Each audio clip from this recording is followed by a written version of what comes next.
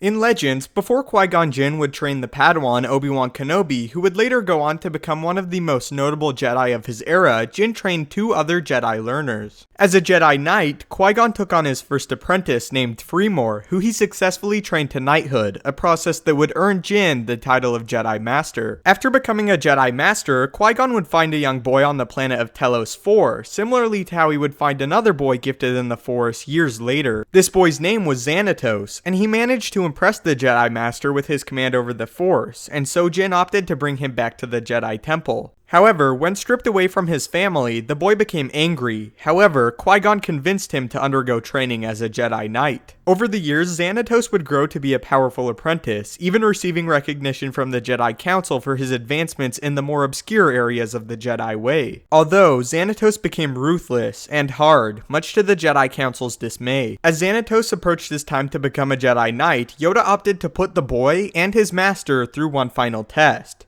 Qui-Gon and Xanatos were sent to the planet of Telos, where a corrupt leader had risen. It was revealed this corrupt leader was in fact Xanatos' father, and Yoda had sent him on this mission to see if he truly desired above all else to become a Jedi. Xanatos' father begged for the Jedi Padawan to join him, and he eventually did, betraying his master. As Qui-Gon pursued both Xanatos and his father, he was met in a duel with Xanatos' father, Cryon. Cryon and Jinn dueled in the Palace of Telos for a short period, and eventually Jinn defeated Cryon, unintentionally knocking him into the fire that had erupted within the palace. Seeing his father die by the hand of his master, Xanatos became mad with the power of the dark side, as his anger boiled to the point where he attacked his master. However, Xanatos was forced to flee due to rioters storming the palace. Jinn, ashamed of his failure, ventured back to the Jedi Temple, telling the Council Xanatos had died in the ensuing battle, too ashamed to admit he had fallen to the dark side. Over time, Xanatos returned to his home planet, becoming a leader, and taking over the fortune his family had amassed, even having a son, who to Xanatos' dismay, was not Force-sensitive. As Xanatos grew in the power of the dark side, he put into effect the scheme to lure Qui-Gon away from the Jedi, and kill him as his former apprentice watched. Xanatos placed a bomb on a highly populated planet, but to his disappointment, his old master was able to foil his plans of detonating them. Xanatos then turned his attention elsewhere, Qui-Gon's new, somewhat weak apprentice, known as Obi-Wan Kenobi. Kenobi had barely qualified to become a Jedi learner, and Xanatos wished to see the boy for himself. After finding Kenobi, he told the young Padawan he would never make it as Jinn's apprentice, and would utterly fail his trials when the time came. Xanatos then incapacitated the young apprentice, and claimed his lightsaber for his own. Xanatos then ventured back to the planet of Bandamere, with hopes of unjustly acquiring it for himself.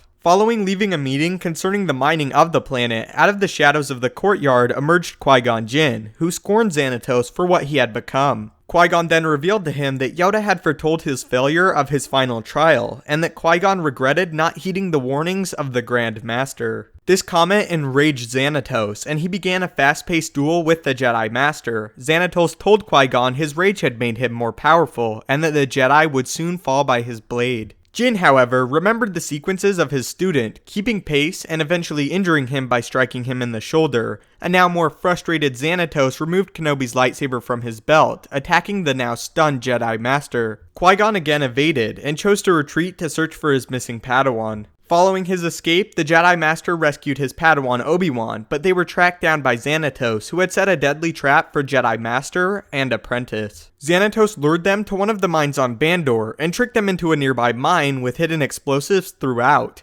Xanatos was able to force them to retreat within the mine due to him attacking the pair using a speeder and fairly badly injuring Qui-Gon. As Xanatos blocked off Kenobi and Jinn, he was shocked to see that the young apprentice was not as weak as previously surmised, as Obi-Wan engaged Xanatos and drove him back for a short while. However, Xanatos broke off the engagement and deactivated the lights within the mine. Although disoriented at first, Qui-Gon and Kenobi fought Xanatos back, and the Dark Jedi eventually retreated. Months later, after no word from Xanatos, a plot was uncovered that revealed the Dark Jedi was attempting to destroy the Jedi Temple. However, he was again foiled by a now more powerful Kenobi and his master. After many conflicts, the Jedi and Xanatos again engaged in a duel. However, this time, Xanatos had discovered he was utterly outmatched by both. Even with his anger, he realized the Jedi would eventually take him into custody. Unwilling to allow Qui-Gon to achieve his goal of stopping him, Xanatos committed suicide in front of his former master, telling him he would live knowing he was his greatest failure. "You will never have the satisfaction of killing me, Qui-Gon Jinn, and I will never submit to anyone's laws. Your hate drove you, though you won't admit it.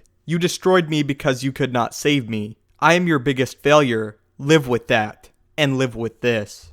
Xanatos then threw himself into a pit of acid. Xanatos was an interesting character, but even more interesting was the effect he had on Obi-Wan and Qui-Gon. Qui-Gon fully believed he failed Xanatos and wished to somewhat redeem himself with another child he would find on Tatooine, named Anakin Skywalker. It was also very impactful for Obi-Wan, as Xanatos showed him how to think his way out of conflicts and how to trust in himself, prompting control at all times, as he viewed the destructive nature of his master's former apprentice. Many have also asked why children are brought to the Jedi Temple at a certain age, and Xanatos is the perfect example as to why. When a child forms a connection with their family and are then stripped away from that from the Jedi, it can be a path to the dark side. This is a big reason why the Council did not wish to accept Anakin into the Order, out of the fear for his mother's well-being they sensed in him. As with Xanatos, Yoda was again proven correct, as the loss of Anakin's mother would pull him to the dark side, as the loss of Xanatos' father did to him years before. So that is the story of Xanatos and a large part of Obi-Wan's Jedi trials. So how do you feel about Qui-Gon's former apprentice, and perhaps more important, the Jedi Master overall? Anyway, thank you so much for watching. If you haven't yet, maybe consider subscribing to ensure you stay up to date on everything Star Wars related. If you enjoyed, please leave a like, as it helps the channel out a great deal. If you have any lore topics or questions you want answered, do not hesitate to tweet them at me at Stupendous Wave on Twitter, or leave a comment and I will try my best to answer or make a full video dedicated to your topic. Thanks again for watching, may the Force be with you, and have a great day.